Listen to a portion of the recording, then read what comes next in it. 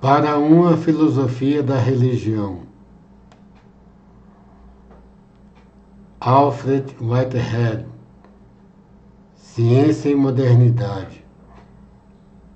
Textos escolhidos. Em primeiro lugar, não pode haver ciência viva a menos que haja uma convicção instintiva generalizada da existência de uma ordem das coisas, em particular de uma ordem da natureza. Eu usei a palavra instintiva de forma consciente. Não importa o que os homens expressam por palavras, enquanto suas atividades foram controladas pelo instinto estabelecido. As palavras podem, em última instância, destruir os instintos.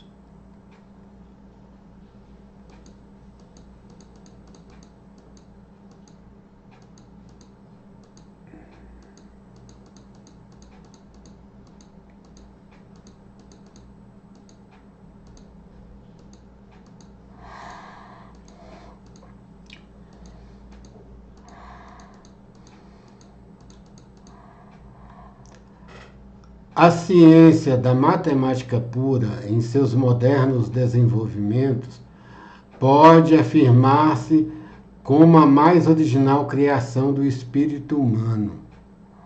Outro reivindicador para essa posição é a música. No entanto, deixaremos de lado todos os concorrentes e consideraremos a base sobre a qual a reivindicação pode ser feita em relação à matemática.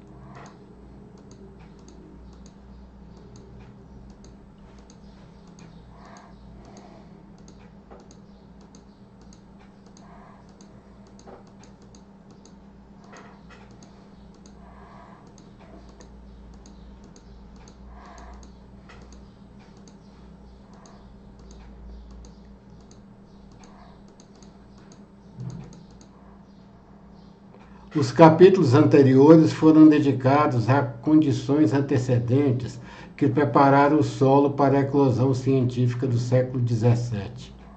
Eles traçaram os vários elementos de pensamento de crença instintiva, desde sua primeira afloração na civilização clássica do mundo antigo, passando pelas transformações que sofreram na Idade Média até a revolta histórica do século XVI. Três fatores principais prenderam a atenção: a ascensão da matemática, a crença instintiva em uma ordem detalhada da natureza e o racionalismo desenfreado do pensamento da Idade Média.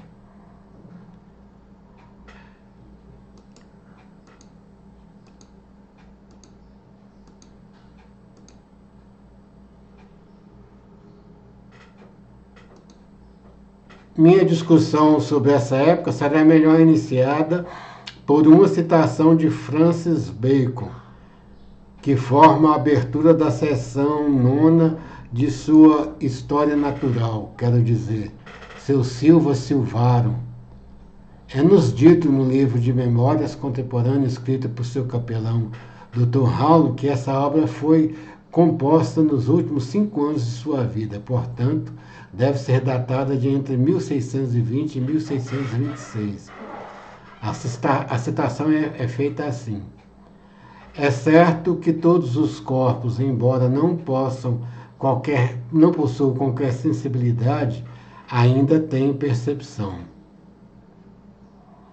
Pois quando um corpo é aplicado a outro, há uma espécie de escolha para acolher o que é agradável e para excluir ou expulsar o que é indigno.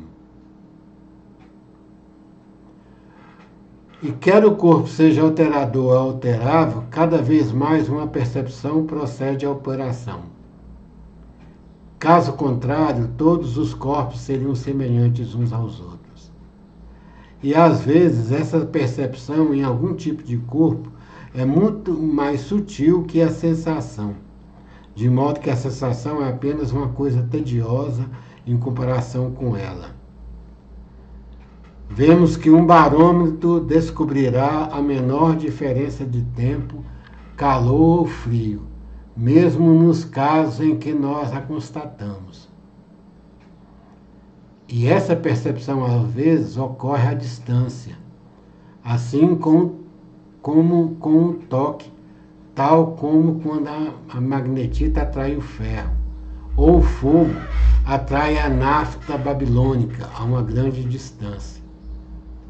É, portanto, um assunto de muito nobre investigação, a fim de indagar sobre as percepções mais sutis, pois trata-se de uma outra chave para abrir a natureza, assim como as sensações, e às vezes é melhor. E, ademais, é um meio principal de adivinhação natural, pois naquilo que essas percepções aparecem precocemente, nos grandes feitos, vem muito depois.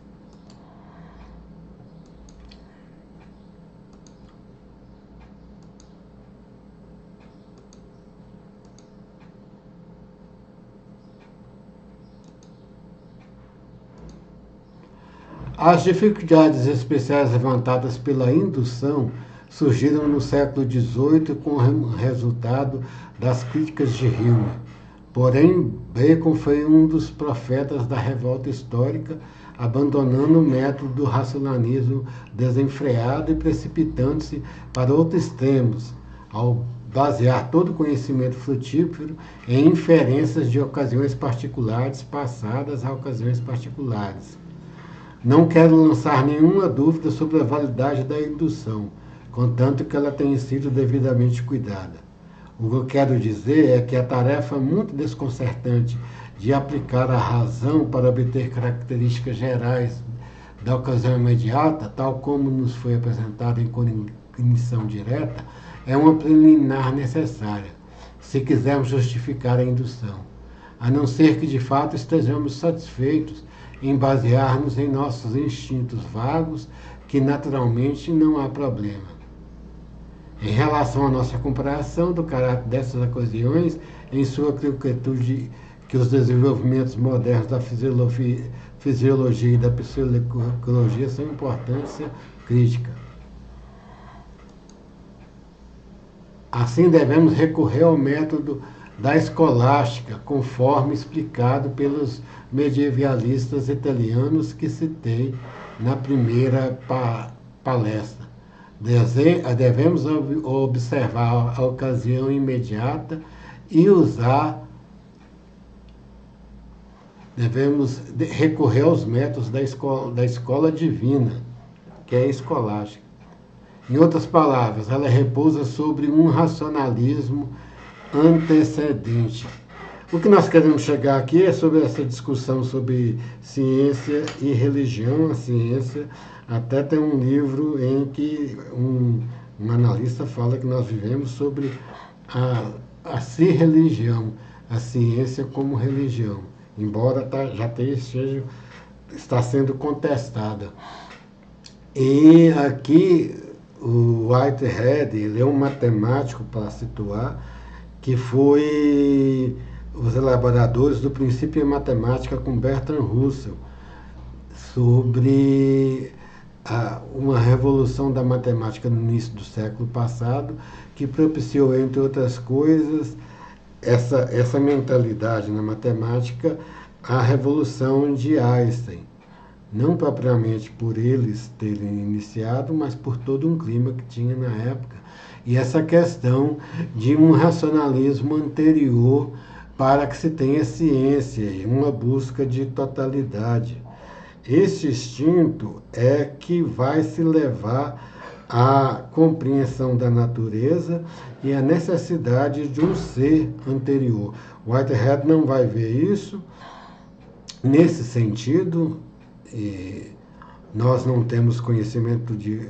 Ele é um pensador que ainda é pouco explorado e que no Brasil não tem tradução, mas nós sabemos pelos comentários de internet, né, que ele vai pensar na questão de Deus, mas num Deus como necessidade humana, não um Deus como um ser anterior que fez tudo.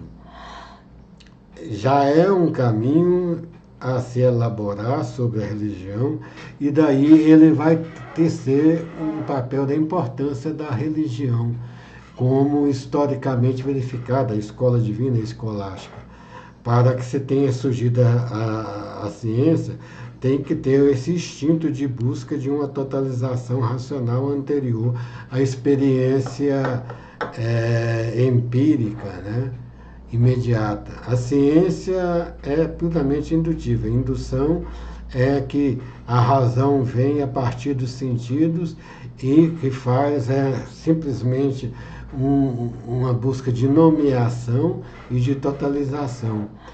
Enquanto que a religião é um pensamento dedutivo. Existe uma racionalidade que paira sobre todos. Aqui o Whitehead vai ver, paira sobre o pensamento humano, esse instinto de razão, incentivado por esse racionalismo teísta da Idade Média. Então a importância dele para a ciência. Mas na Idade Média vislumbra que existe um ser que proporciona tudo isso. E por causa desse ser, e que ele deu a liberdade de criar e deu a liberdade de colocar a razão no homem, é que a ciência se desenvolveu. Bom dia.